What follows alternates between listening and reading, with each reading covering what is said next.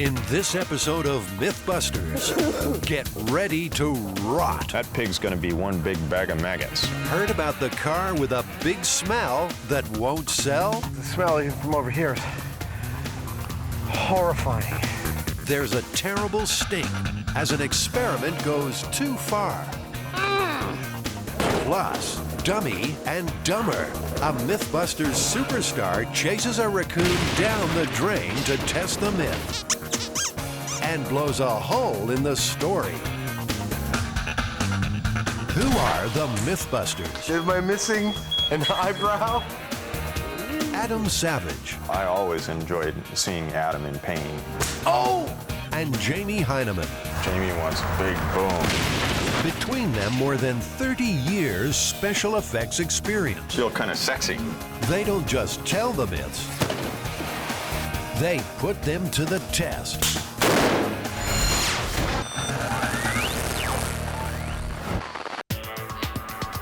For our myth-busting heroes, testing tall tales is a mix of danger and stupidity. Oh! Shocks and shake-ups. And a liberal dose of their old favorite, explosions. Well, I tell you what, you know that. Usually it's a laugh and a test of wits, with the occasional tantrum. I don't care, actually, Adam. But are they about to meet their myth-busting match? All hands on deck. This experiment will take them into a world of putrid pain. Christ, now I just got a really bad whiff of it. Adam and Jamie want to test the myth of the stinky car.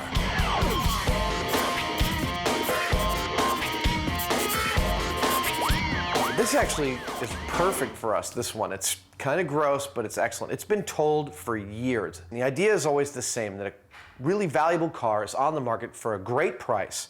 No one will buy it because of the smell. Turns out that someone has died in the car, and even though they've attempted to clean out the smell, it still persists, and even at this great price, no one will buy it. Our queen of folklore, Heather Joseph Witham, picks up the scent of this story. You've got a young guy who wants a really hot car, usually a sports car. And young guys can't afford sports cars, and they can't afford nice cars, certainly. So this is the only way that this sort of blue-collar, working-class young guy is going to be able to get such an awesome car. But sort of the moral of the story is that the blue-collar guy never can get something that he won't be able to afford like this unless it literally stinks. So what are the ingredients in this recipe for rankness? We need a car, and to simulate a rotting human, a pair of pigs that have died of natural causes. The method to the madness is simple, on paper anyway. Put pigs in car, leave to simmer for 2 months, then see if you can clean up the mess and sell the car.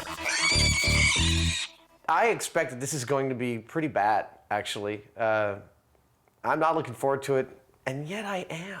Let's work on the least disgusting part first, buying a secondhand sports car. Well, are you guys on schedule or what?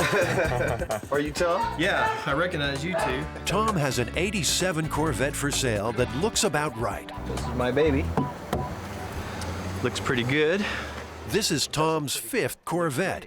It's a love affair that's been running since the 60s. Has anyone died in this Corvette? Not to my knowledge. Not to your knowledge? No. Have you heard about the myth of a car that was so stinky that no one would buy it, even though it was a really good deal? No. Okay, time for a test drive. I always like a car that's got 4 or 5 controls just for your ass. I'll be back in 5 minutes. That Corvette is a nice looking car. You know, it's really sleek, really sexy Americana. Okay, there's some power there. Oh, More than I'm used to. The Corvette was the first all-American sports car. Chevrolet began production in 1953, and these stylish muscle cars quickly became classics. They've been building Corvettes ever since, 1 million on the road today. And at the wheel of every one of those cars is a very passionate Corvette fan. What we're about to do to that Corvette is going to make a lot of veteran Corvette owners all over America squirm. You know, I mean, it's This is an absolutely horrible thing to do to a beautiful car. Okay, that was fun. You'll enjoy driving this back to San Francisco. I think we should get it. Yeah, I like it, and I think it's hot. It's a done deal. But for Tom, there's a little twist in this transaction. Farther than that. Oh, really? You want to tell him? We have, waiting eagerly for this car, a recently dead pig that we're going to put in there and let it sit for about maybe a month or two. And I wondered what you feel about that. Well, not real happy, to tell you the truth. I mean, because it's a really nice car. What do you think all the other Corvette owners across America are going to be thinking about this when they see it on air? When you put a dead pig in here, they're going to think you're nuts. They may be right. Yeah, baby.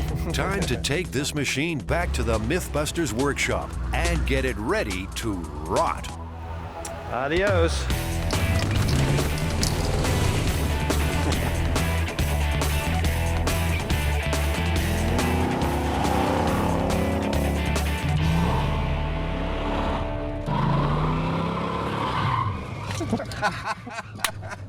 That's the last time this thing's going to be driving for a while. Well, we've got wheels. Now we need squeals. To find a pair of pigs, Jamie and Adam have to go on safari. Welcome to Bischoff's, taxidermists to the stars, supplying stuffed stuff for films and TV. Gary here has an animal for every occasion. Have our jaguars and our leopards here, and our whole bird area. Some of our favorite stuff is our stand-ins, like this little guy over here, one of our stars you might recognize from one of the movies. It's our little pug. This was Men in Black 2. He's been taxidermied and preserved for the movie industry. So these things, by and large, are dying of natural causes, then? Yes, yeah. These animals are all natural causes. We don't go out and get animals and kill them for the movies at all. He's got little pockets in his claws. This is a scary freezer. Do you keep a separate freezer for, like food? Popsicles? Yeah, does anyone have a lunch in here? Ice cream? No sign of the other white meat in there. Maybe it's time to pop the question. We need to get a hold of some pigs for this project that we're doing. Pigs that have died from natural causes. We'll put in a call and say we need 2, 3 pigs, whatever it is, and they'll search and they'll call us when they come up with it. We ask Gary for the whole pig. That means the guts, the animal, everything that a pig naturally dies with. Because as it turns out, it's not all that easy to get a hold of that through like a butcher or other things. We want to replicate what a human would be like if that person died in a car. It's a whole new fashion statement. A week and a half later, the pigs are here. I've got a dead pig in the truck. They have just died of natural causes on a farm. The funky phase of this experiment is about to begin. No, I'm gonna tape these up, man. I don't want this touching me anywhere. I'm ready to put on a second painter suit.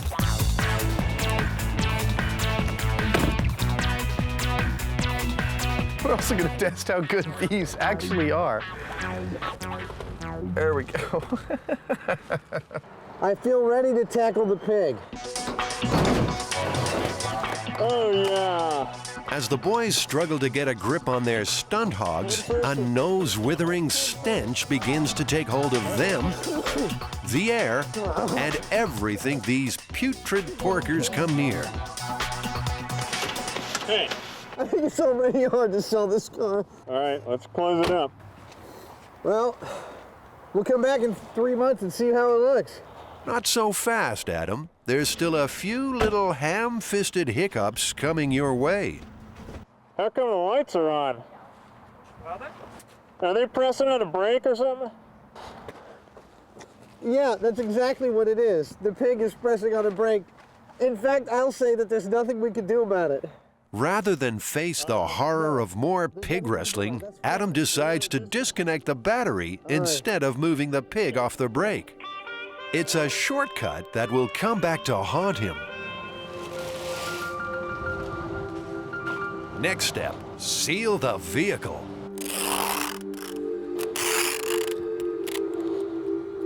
That pig's going to be one big bag of maggots, and at some point I wouldn't be surprised if it doesn't kind of like start to inflate and then explode, spewing stuff everywhere in the car.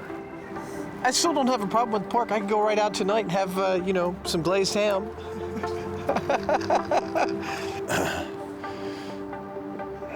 Damn, it still stinks. That guy missed the party.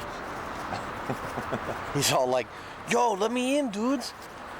Yo, I know you got some good snacks in there. And they're all like, yo, dudes, we got all our kids in here. We can't let you in. The Corvette is finally locked and loaded, but there's still a hint of trouble in the air. Yeah, now, Christ, now I just got a really bad whiff of it. My main concern is that the cars seal them up. I really would just as soon not have that horrific odor in front of my shop for the next 6 months. I don't want the smell getting out of the car. And right now, Jamie is convinced that smell has broken out and is making a dash for freedom. He reopens the car and tries to seal it even further. What's going on, hombre? Hop in, you want to take a ride? Thanks, but no. Well, it seems that the car's not as well sealed up as we thought. Someone's sloppy work is a little stinky, too. You didn't really do that good of a job of taping it up. No, I didn't. The smell, well, it's not like really, really powerful. It's just extremely pervasive. So the tiniest bit of it drives everybody nuts. The car also has to be moved, and that turns one of their earlier quick fixes into a big problem. The hardest part about this whole deal is we got to get the little pig off the brake. We got to get the little pig off the brake? Yeah. Oh. Damn. It's going to be kind of like surgery getting that damn thing out of there. And it's not pretty. Ah, yeah. Jamie and Adam thought parking 2 pigs in a car would be easy, We're going to need more people. but it's turned into a marathon with more to come. Hey, all right, that's good. Stop.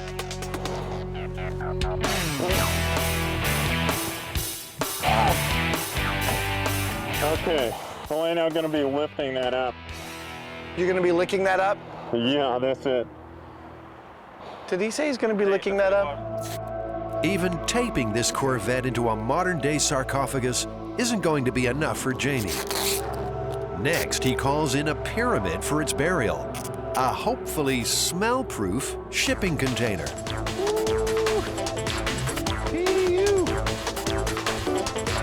We're just turning it hard. Push it back a little further.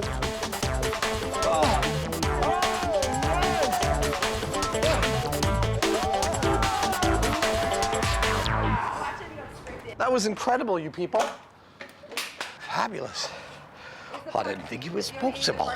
Ominously crawling around the floor of the container, our first maggots, a taste of the trauma to come. For now, the car is sealed and set to stew for 2 months. Will it set a new benchmark for stench? Find out later in the show when the real horror of the stinky car begins. Woo! This is horrifying.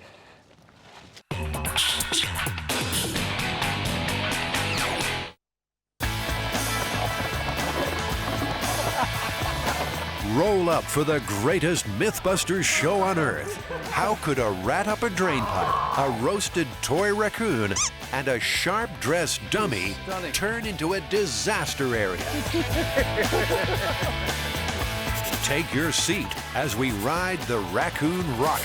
In 1998, in Carbon County, Pennsylvania, apparently some good old boys, from the sounds of it, were hanging out on their porch, drinking beer, and they saw a raccoon go by, and so they all opened fire on it. So they noticed that the raccoon's taken refuge in a drainage pipe. So one of the smart fellows goes over to the drainage pipe and he pours gasoline down there and he tries to light it. Unsuccessful at doing this, one of them decided to go down into the pipe to better light the gasoline and get the raccoon out, at which point the gasoline actually did ignite and it shot this guy out the tube at a high rate of speed. He goes shooting straight out of this pipe and he flies about 200 feet right over the house and falls and manages to get up relatively unharmed. Well, it sounds like we have all the information we need to proceed. What is the plan? Have you got a plan? Well, we need a big-ass pipe, I guess a sewer pipe. It's got to be 20 feet long, 3 feet in diameter. We got to have 5 gallons of gasoline. We have to have some means of igniting it safely from a distance. I have one more question about this. What's that? Which one of us is going to get launched from this pipe? Well, you, of course. You know, much as I'd like to do it, it sounds to me like it's a job for Buster.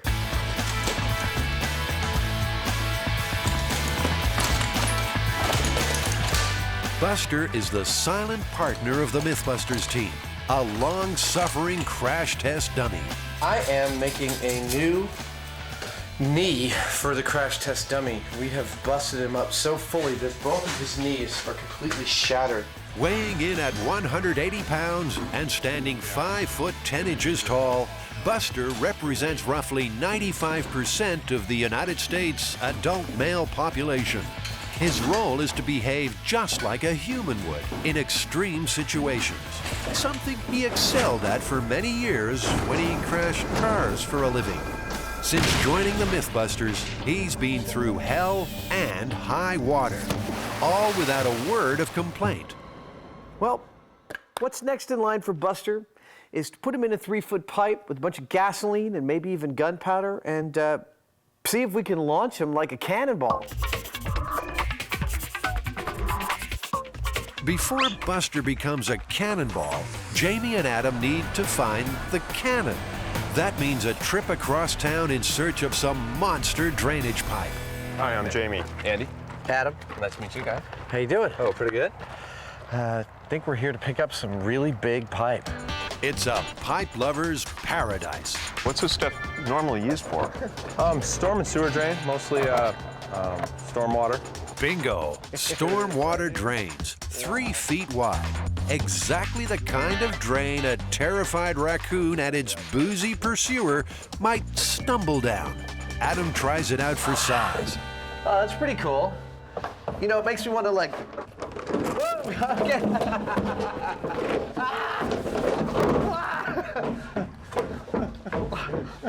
All right, that's enough of that. After a peek at the pipe, Jamie's mustache is twitching. It's all a whole bunch of stupid stuff. The more he thinks about this wild raccoon chase, the more he thinks it's the truth that's gone down the drain. The biggest problem that I see is that you can see that I fit pretty easily in this pipe, and there's a lot of room around me, a lot of air room. And so even if there is a big blast, all this air is just going to go right past me if there's no seal. Thank you. This is one of the rare occurrences where Jamie and I agree all the way down the line on this. He's right. It's the problems are myriad. The myth is almost patently ridiculous just on its face. But when there's a hint of flames or explosions in the air, the Mythbusters will make it happen. I think one way or another, we are going to propel that dummy quite energetically out the end of this tube. I don't think it's going to work quite the way the myth says, though. Let's bring on this raccoon.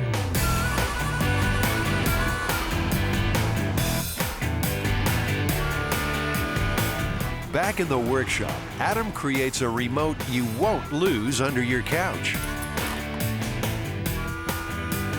I've got this lighter rig, which we've used before on Mythbusters. It lights a lighter remotely, and in the past I've always used cable, like bicycle cable, and it's never been quite reliable, so this time I'm going to actually go with a small pneumatic cylinder, which will go and light the lighter that way. This will let him light the gasoline in the pipe from a safe distance. It works. Excellent. So, it is the world's most complicated lighter. Now, fully recovered from knee surgery, Buster needs to be dressed for the occasion. This stylish woolen sweater and slacks outfit will protect our dummy from looking unfashionable and save him from melting. The fabric of choice for firefighters and Formula One drivers, wool is one of the most fireproof fabrics you can wear. It does not melt, and it does not support a flame. Yeah, you know, I don't think Buster's ever looked so fashionable. I mean, dude, you are looking sharp. Time to grab a $25.98 toy raccoon and put this myth to the test.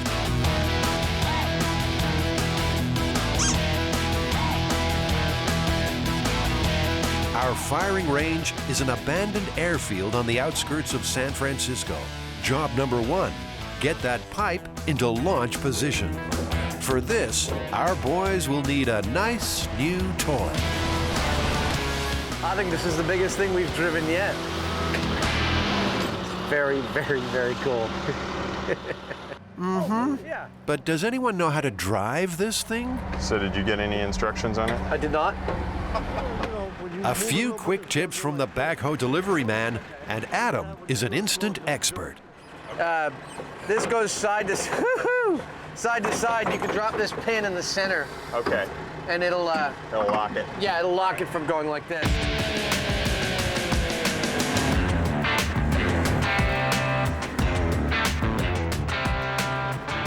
That was fun.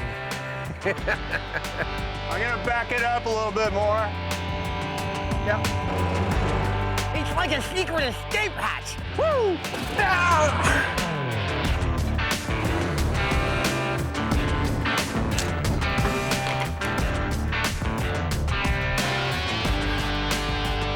You know, he's taking an awful long time to do this. I think he's having just a bit too much fun. Finally, our cannon is in position. Well, we've just covered the pipe with dirt, and so I guess we're gonna pour some gasoline down there and light it with the dummy in the tube. We pretty well know that nothing's gonna happen. We'll get a big whoosh of gasoline out of both sides of this tube, but besides that, it's not gonna launch this dummy in any way. The stunt is ready. So where's the fall guy? For extra fireproofing, Buster gets a dressing down with a special flame retardant gel. Okay, so we're gonna shove him about 3 feet up in there. Yeah, feet first, because his head's got to be down, like he scooched down the pipe with a lighter and was like, you know, that kind of business. The scene is set exactly according to the myth. We have one not-so-smart man, Buster, who's crawled down a 3-foot-wide drainage pipe, chasing a raccoon. Like that. There we go. Like this? Yeah. The raccoon's probably all the way at the very end, you know, up against like a steel grate or something like that. So he's probably like right here, trying to be as threatening as a raccoon soaked with gasoline can be. Okay. Let me get my automatic match. The Mythbusters team gets ready for launch. Cameras will cover it from every angle. Sensitive equipment is protected by a bulletproof plastic shield. A baby fire truck is at the ready, and it's Big Daddy, just in case. Excited, we're gonna blow some stuff up, then we go home. Now, Jamie adds the final element, 5 gallons of gasoline. Okay, it's kind of a lot. Oh, it's kind of really a lot. It's a lot of gasoline pouring out of there. That's it. That's it. All right, get out of there. Okay, here we go. Standing over here with me, Jamie? Yeah. In 3, 2, 1. 0. Nothing happens. Tell me if you see it lighting. Yeah, I don't see any flame. Seems that pesky raccoon slipped down onto the lighter. He's repositioned, and we are clear for launch. Okay, here we go. There we go. We have ignition. Put it out now. Go.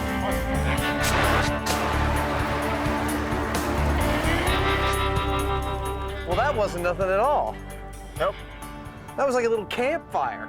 Well, it probably would have set the whole tube on fire after a while. It singed the heck out of our raccoon. Let's see how our raccoon did.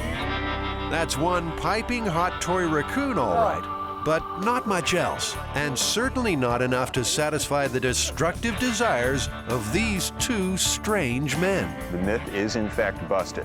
But there's always two parts to a Mythbusters story. There's replicating the myth, and then there's duplicating the result. And we replicated the myth, we got nothing. Now it's time to see what it takes to launch him out of that tube.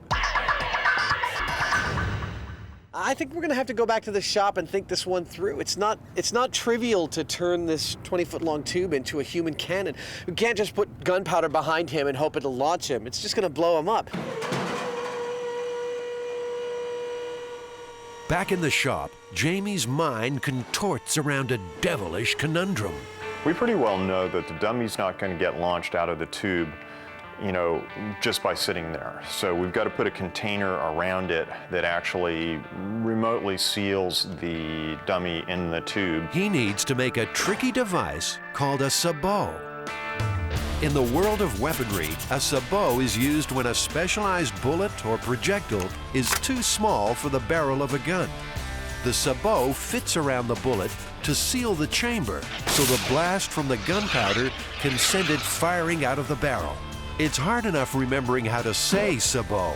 Now, Jamie has to work out what to make one from. That's about 2 feet, so darn, that tube's big. It's gonna make me work. What about stretching a car inner tube around that and inflating that and squeezing that between a couple pieces of ply? These two professional problem solvers go into the Mythbusters mind meld. Put two of them around there and then they gasket to each other. We fill them just up enough. Stretch it out onto there. We could probably Back it, I'd say, with one piece of ply. around and around. That would make a very dense thing. Suppose it's just like 4 gaskets of plywood. Out of the brain blender comes a juicy plan. The Sabo will be molded from foam. Oh, Jamie, that's beautiful. Easy as pie. But, usually things don't work this easy. 35, geez, you're within a 1/4 inch. Yeah, seems like it should be perfect. So without this thing, gases would just go past the dummy and not propel him. With it, it blocks the chamber, and hopefully it will carry the dummy with it out of the barrel. The Sabo will fall away in its 4 parts as we've designed it, and the dummy will continue on his trajectory.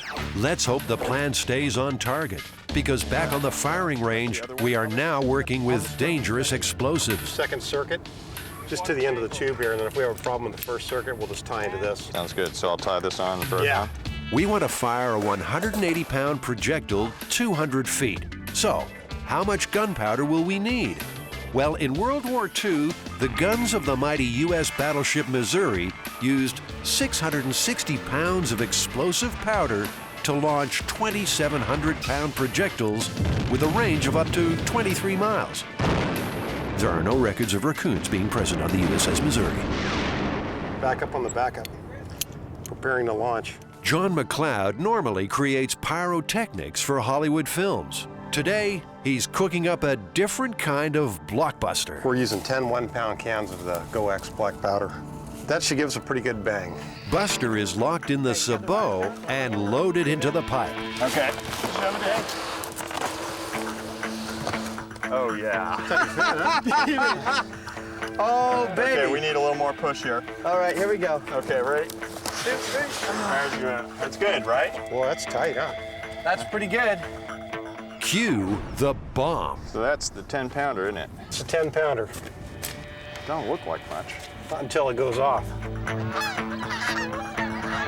The local geese are heading south to safety. You think they can tell we're about to blow something up? John will use an electric detonator to ignite the powder. With the wiring all checked, it's time to seal the end of the pipe. Look at that, that's perfect. All right, I'm gonna bury it. The pipe must be plugged to direct the force from the blast towards Buster and send him out the other end of the tube. Will it work? That's in the lap of the gunpowder gods. I think if any, the worst thing that could happen was it would rupture the back end of the tube and maybe shoot dirt and sand and possibly little rocks. It's also, I'd say, 50% likely that it stays back there in the tube and the whole thing just blows up. That's totally acceptable to me as well. The whole damn thing could blow up for all we know, but our best shot is that it's going to come out of there, and it's going to come out really fast, and it's going to look really cool. Jamie is so confident, he's parking Buster's wheelchair right where he thinks he'll land. Jamie, you hoping to catch him? Yeah. All right, that's about the most optimistic thing I've ever heard. If you catch him, I'll give you $100. Okay, let's put this Big Bang Theory into practice. You got some? You want to put some protection on there? I think I'm all right. He thinks he's all right. Firing in 3, 2, 1.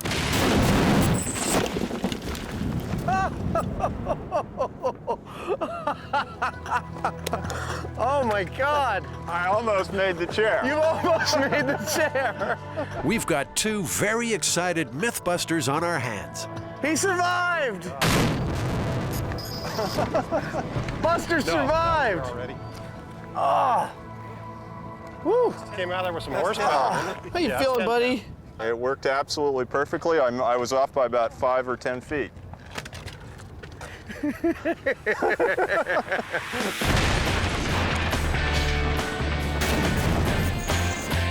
Buster heroically executed a textbook superhero-style exit from the cannon. Oh my God. You know, I got to say, I think we planned this whole thing really well. The Sabo worked. He did launch a significant distance out of the barrel. The myth says 200 feet that the guy lived. I tell you, watching that dummy land, there's no way he would have lived at that distance, let alone that distance again. This myth is just, I mean, complete and utter lunacy to think that it's true. Well, Buster, how you feeling, man? What do you think? Raccoon Rocket, true or busted? What do you think, Jamie? I'd say it's pretty effectively busted. You know, we would have died if we'd been in Buster's place, that's for sure. Man, he is a little worse for wear.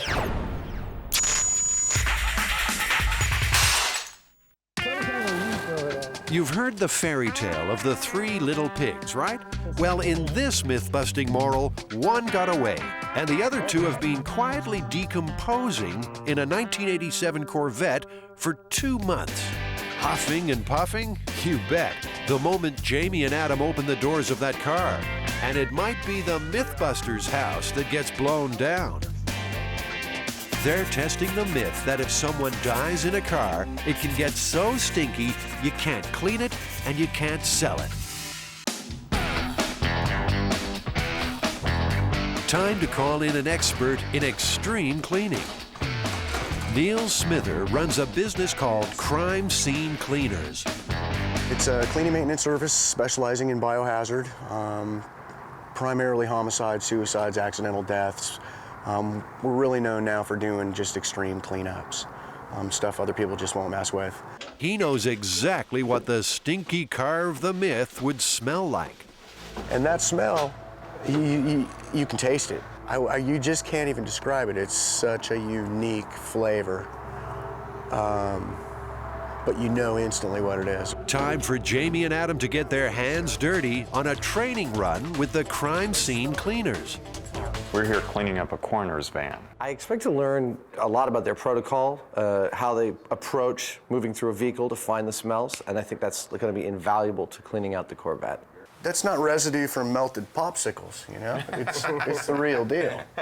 I'm afraid I'm not quite as enthusiastic as the owner of this company is about this kind of work, but it'll be interesting. Let's start with cleaning the top of it. Have you heard the myth of the stinky car that can't be sold? I have heard that. It's a fallacy. Totally. What was that? It's a fallacy. You can get the smell out? Wait a minute. Now that's a big news flash for Jamie and Adam. So what you're telling me is that there's no smell that you can't get out, is that right? Yeah, I think if you clean it correctly, there's no smell that we can't get out so far. And we've done some radical smells. There's a methodical, meticulous approach to this kind of cleaning. Thanks. Knock yourself out. All right. Any speck of scum that's missed will keep on stinking. The boys have discovered that Neil uses a special enzyme-based cleaner to wipe out really bad smells. The enzyme secret mix that we haven't been informed the contents of. This may just hold the key to getting the Corvette clean. The enzymes create a chemical reaction with organic materials, speeding up their breakdown into smaller, simpler pieces. Just like the enzymes in your saliva start breaking down food from the first bite. Whew, it's hot. This warm-up bout with the crime scene cleaners is a success. Invaluable training for Jamie and Adam's upcoming fight against the funk. Well, it's really helpful to talk to a professional about this kind of thing. We just kind of go in and start doing it. I thought the myth was entirely possible and plausible when I first heard it, but talking to Neil and seeing how well this stuff works, I think we might be able to clean this car out, and it might not smell at all. Either it is cleanable with the enzyme or it gets ripped out, and we will get that car clean. Brave words. We will get that car clean. We will get that car clean. So, let's put that confidence to the test.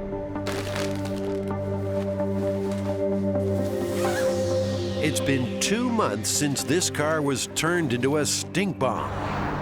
Now, it's Judgment Day. Time to terminate any fresh air on the Mythbusters' doorstep and open that awful container. Watching on is the nose that always knows, Neil, the extreme cleaner. I'm catching whiffs here and there, and it's pretty typical. I'll have a better indicator once we get in, but right now it just smells like standard death. All right, well.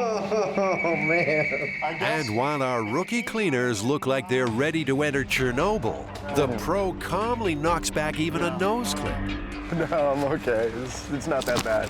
Now the car has to be rolled out of the container and into the yard. Oh, yeah. Oh, man. Oh, that's foul. They're not gonna bite. Climb in. All right. Here we go. Go for it, Hyneman. Oh, man. Well, one thing that bothers me is that it's raining in there. Like any place that I move around, I'm like gonna get covered with, I hope these things are waterproof. Are these waterproof? Not really. I mean, those are more than anything else. I would just hurry up, just get it done. Oh, my God. That is horrible. The pig's sort of like sealing off the whole area. It's like flowed over the parking brake. He's gonna have to think awfully fast, coated with gore. All right, we're moving the sandbag here. Yeah. Here it comes, here it comes, here it comes.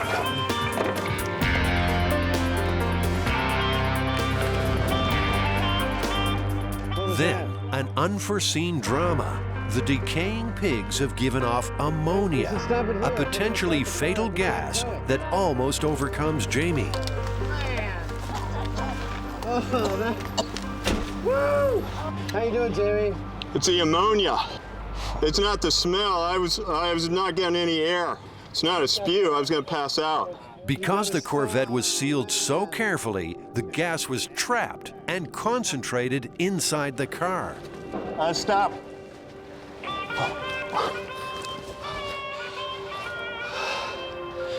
Oh, man. It's the ammonia. The filter's not handling it. I need a separate air source.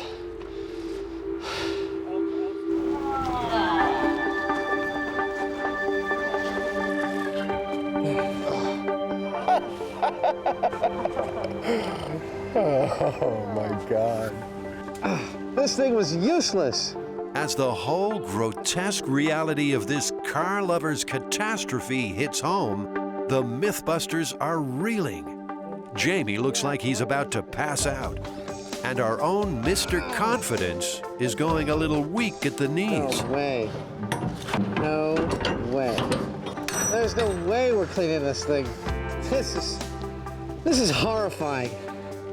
I think, having to get in there and close the car with these two remnants of creatures was probably one of the more horrible things I've ever had to do.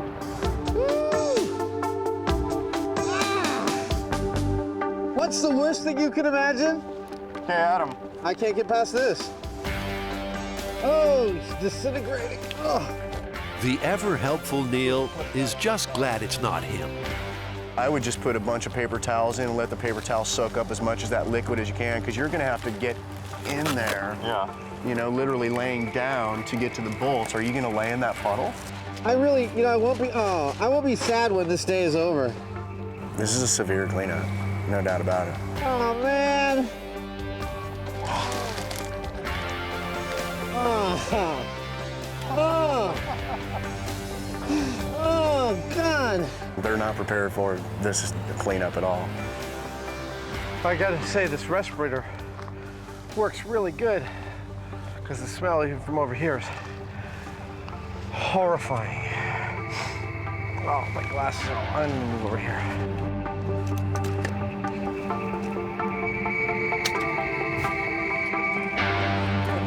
When you pull the seats, you better have something to contain them, because they're gonna pour liquid. The carpets, the seats, the door panels, all history. And there's a lot of work left. Well, we got all of the wet stuff out of there. There's still little dribbles here and there, but, you know, shoot, we must have removed about 300-400 pounds of wet something. I have to say, I didn't expect that this would happen, but I see myself as a vegetarian for at least the next couple of weeks. Don't want to do that again. Now, Jamie and Adam try out the tip they got from Neil, the crime scene cleaner, using a special bioenzyme fluid to cut through all the organic gunk. They're praying this might give them an edge in the war on stinkiness. The quantity of flies has decreased. We've been doing something. Well, I know we've been doing something. Something the flies don't like.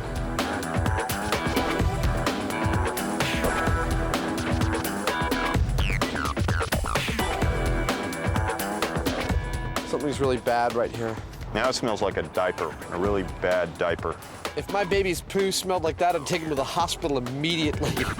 After a full day of frantic, forensic scrubbing, the boys are coming to grips with a grim possibility. Corvette lovers, cover your ears. This car may never drive again. Are we actually cleaning a car to get the stink out, or are we just removing all the stinky bits and ending up with a parts car? Seats were so bad that they were just falling apart. So what are you going to do? If they cost $6 grand, the car's not worth that. I think we can get the stink out, but I'm not sure that we end up with something that's really a car. We can safely say one part of this story is true. It is possible for somebody to die in a car and ruin it. But can it be completely cleaned? Even Neil said it would take his boys several days to get rid of every last thing and put it back together again. There's no doubt in my mind that we could resurrect the car. The only question is whether it's practical or not. I mean, the place where I think you would never get it out is like all the air conditioning system and the ducts and stuff. I know all that stinks. We could clean the car perfectly and be like, it's done. And we turn on the AC and be like, oh, you know. Given the way the car smells now, even selling it for parts is going to be pretty difficult. I tell you, if I took one drop of the juice we cleaned up yesterday and put it in your car, you'd want to sell your car. So what's the final verdict from the Mythbusters? Jamie would be quite happy never to see that car again. Oh man, that is nasty. That myth's busted. There's no way you're going to sell the car after that. You know, Jamie, I want to get away from this smell as much as you do, but unfortunately, we said we'd make a stinky car, that we'd try and clean it out, and that we'd sell it. So we got to go through the third phase. We got to try and sell that car, even if it's only for parts. Bummer.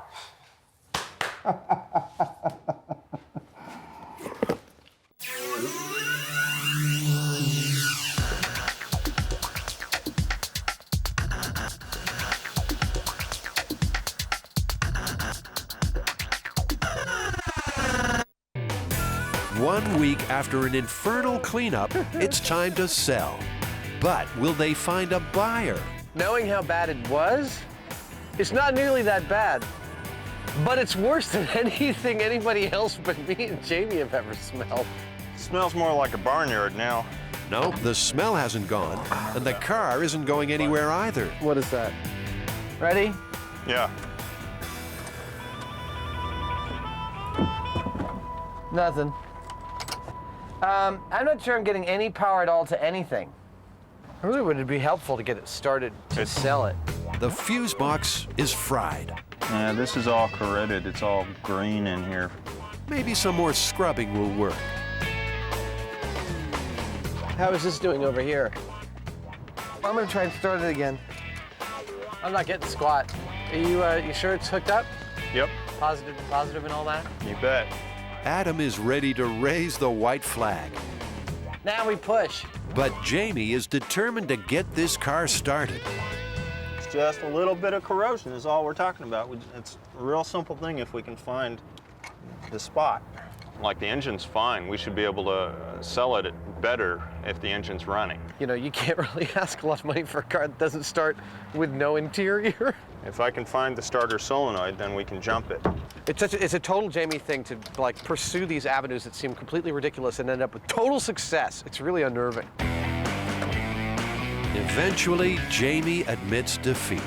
You know how to push? No, I was gonna watch from up here. You guys doing any work at all? I think I'm carrying this whole thing. It seems like we trashed this car, and that's all we did. Like, we put some pigs in it, it ruined the car, and it's junk. I think the question is, how much money can we get for a big piece of stinking junk? Not very much. Let's clean it, close it, sell it off. It won't start, and it stinks of dead pig, but it will look good. Time to place an ad on the internet to entice some buyers with an unbelievably cheap '87 Corvette. All right, so we want to sell this car. What should be in the ad? Well, I guess we should just list the good things about it. It's like shiny, it's got a good finish on it. Shiny. It's got good wheels and tires. It's a great parts car. We lost the interior. Yeah, we just lost it. Hidden cameras are set up to secretly record the reactions of unsuspecting buyers. So, who will buy this slightly soiled vehicle? Maybe a die-hard Corvette lover. I didn't know it was gutted. Yeah, well... Is that how you bought it? No, don't like that, huh? Jamie will have to do the hard sell on this one. I mean, we're only asking Yeah. $3,000 for it. You could, yeah. So you could take it for parts. The wheels alone are worth like $700-800, and still not impressed. No, I wonder how much that smell seeped into the fiberglass. No sale. The guy from the junkyard has a sniff. Jesus, that stink. Right. Well, I think it's worth about $500. Well, we're definitely going to wait for better offers than that. So does it even start? How about this gentleman? So is there an interior for it? No. It's a smell. He seems kind of interested. How many miles does it have? It's got I think it's got a $250,000, but it's only 50,000 on on this engine. Well, I'll let you know if I'm interested. All right. After sleeping on it, he becomes our buyer. Yes, sir. What are you going to do with the car? We're probably gonna part it out. I'm interested in the engine and transmission.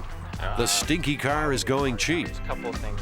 Only $2,000. There's the title and the keys. But at least it's finally gone. So there you go, man. No shortage of buyers. I don't think that there's a car in the world that's too stinky to sell. If somebody dies in a car, it can easily get so bad in there that you're not going to just kind of wash it with some Windex and some stuff like that and be able to sell it like it was. I think we busted both halves of this one. I guess we did, didn't we? I still can't get that taste out of my mouth, though. God, what a horrible thing that was. Absolutely. Horrible. Horrifying. Horrifying. That was something else. I'll remember that the rest of my life.